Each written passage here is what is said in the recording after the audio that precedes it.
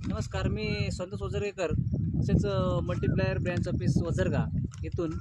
तर आपल्या हळदी पिकामध्ये आपल्या स्वतःचं पीक आहे हे. तर आपल्या हळदी पिकामध्ये आपण दरवर्षीप्रमाणे मी 3 वर्षाला हळदीला मल्टीप्लायर वापरतो आणि प्रत्येक कोणत्या पण पिकाला मी मल्टीप्लायर वापरतो 3 वर्षापासून. तर 3 वर्षापासून मी मल्टीप्लायर वापरल्यामुळं माझ्या जमिनीमध्ये पण सुपीकतापणा येऊन जमीन नरम झालेली आहे. तर हळद पिकामध्ये पण यावर्षी एकरला मी 9 किलो ते 10 किलो पण वापरलं होतं. तर वापरल्यामुळं या हळदीमध्ये असं मला रिझल्ट वाटतो आहे की वापरल्यामुळं मला काही ना काही उत्पन्नात तर वाढ होणारच आहे 100%.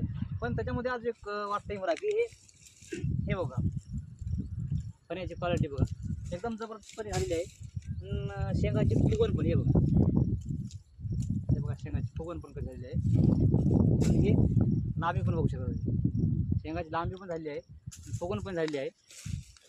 कोणती पेशंट काढून बघा तुम्ही, तर एकदम जाड पद्धतीने लांब पद्धतीने झालेली आहे. हे सगळं काही या मल्टीप्लायरमुळे झालेलं आहे.